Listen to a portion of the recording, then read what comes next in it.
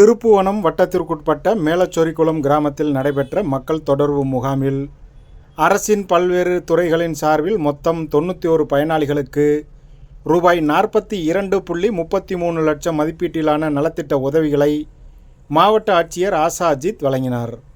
சிவகங்கை மாவட்டம் திருப்புவனம் வட்டம் திருப்பாச்சேத்தி உள்வட்டம் மேலச்சொரிக்குளம் கிராமத்தில் இன்று நடைபெற்ற மக்கள் தொடர்பு முகாமில் மாவட்ட ஆட்சியர் ஆசா அஜித், மானாமதுரை சட்டமன்ற உறுப்பினர் தமிழரசி ரவிக்குமார் முன்னிலையில் பயனாளிகளுக்கு அரசின் பல்வேறு துறைகளின் சார்பில் நலத்திட்ட உதவிகள் வழங்கப்பட்டது. மேலும் இம்மக்கள் தொடர்பு முகாமினை முன்னிட்டு பெறப்பட்ட 119 மனுக்கள் தொடர்பாக உரிய நலத்திட்ட உதவிகள் இன்றைய தினம் வழங்கப்பட உள்ளது. இது தவிர தற்போது கிராம மக்கள் கோரிக்கை வைத்துள்ள பல்வேறு கூடுதல் தேவைகள் அனைத்தும் நிறைவேற்றப்படுவதற்கான நடவடிக்கைகள் மேற்கொள்ளப்படும் என மாவட்ட ஆட்சியர் ஆசாஜித் தெரிவித்தார்.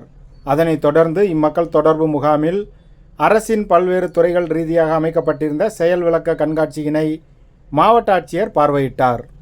இம்முகாமில் மொத்தம் 91 பயனாளிகளுக்கு ரூபாய் 42.33 லட்சம் மதிப்பீட்டிலான அரசின் நலத்திட்ட உதவிகளை மாவட்ட ஆட்சியர் ஆசாஜித் வழங்கினார். இந்நிகழ்ச்சியில் மாவட்ட ஊரக வளர்ச்சி முகமையின் திட்ட இயக்குனர் ரா. சிவராமன், சிவகங்கை வருவாய் கோட்டாட்சியர் விஜயகுமார், திருப்புவனம் பேரூராட்சி தலைவர் சேங்கை மாறன், ஒன்றிய குழு உறுப்பினர் ஈஸ்வரன், மேலச்சொரிக்குளம் ஊராட்சி மன்ற தலைவர் பஞ்சவர்ணம், திருப்புவனம் வட்டாட்சியர் விஜயகுமார் மற்றும் அனைத்து துறை அரசு முதல்நிலை அலுவலர்கள், பொதுமக்கள், பயனாளிகள் உள்பட பலர் கலந்து கொண்டனர்.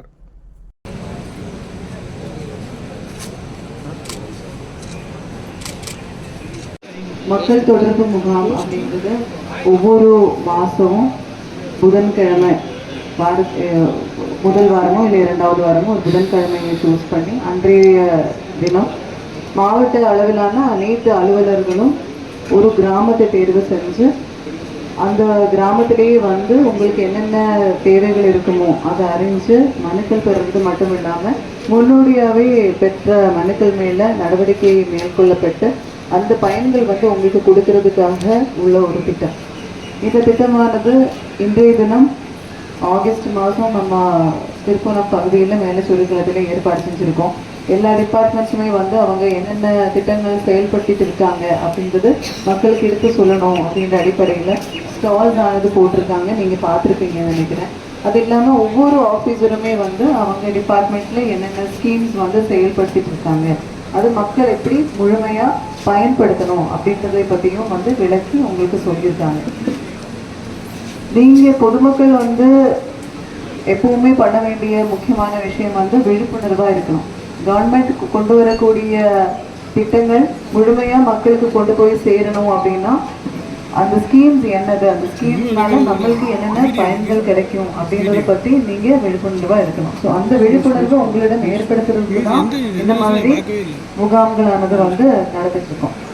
இப்போ மக்கள் தொடர்பு முகாம் அதே போல் திங்கட்கிழமை அன்றைக்கு மாவட்ட ஆட்சியர் அலுவலகத்தில் கிரீவன்ஸ் டேயில் இங்கே பெட்டிஷன்ஸ் கொடுக்க வருவீங்க. இந்த 2 மீடியாவில் தான் நம்ம வந்து பெட்டிஷன்ஸ் வாங்கிட்டு இருந்தோம். இப்போது தமிழ்நாடு அரசு என்ன முடிவு எடுத்திருக்காங்க அப்படின்னா டிஸ்ட்ரிக்ட் ஹெட் குவார்ட்டர்ஸ் வரைக்கும் இல்லை சிவகங்கை வரைக்கும் வந்து மனுக்கள் கொடுக்க வேண்டிய அவசியம் இல்லை.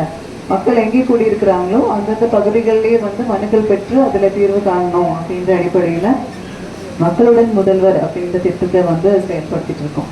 ஸோ சிவகங்கை மாவட்டத்தில் நம்ம ஏற்கனவே நகர பகுதிகளில் அந்த திட்டமானது செயல்படுத்தி 90% மனுக்கள் மேலேயும் நடவடிக்கை மேற்கொள்ளப்பட்டு அந்த என்னென்ன மனுக்கள் கொடுத்துருந்தாங்களோ அந்த கோரிக்கைகளை வந்து நம்ம நிவர்த்தி செஞ்சு கொடுத்துருக்கோம்.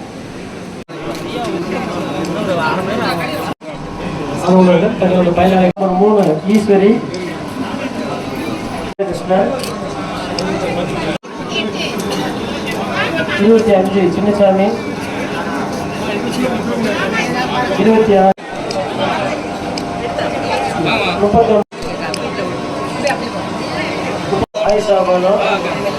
வழங்கப்படுகிறது. டோக்கன் நம்பர் 69 நெல் நுண்ணுயிரோட்டத்திற்கான தோட்டக்கலை இயக்கத்தின் பரப்பு டோக்கன் நம்பர் 75 நாகராஜன், பரீஜா ஆகியோர் ரூபாய் 3,50,000 விவசாயம் ரொம்ப எங்களுக்கு பாதிக்குது. விவசாயம் ரொம்ப பாதிக்குது. தண்ணி கழித்து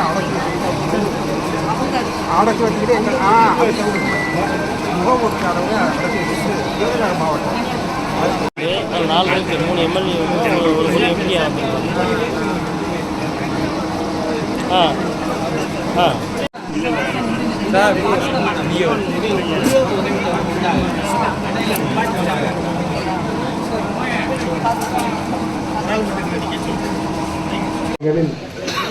அடிப்படை உட்கட்டமைப்பு வசதிகளை மேம்படுத்துதல், குடிநீர் வழங்குதல், சுகாதாரத்தை பேணுதல் போன்ற பணிகள் இதில் பேசியிருப்பாங்க.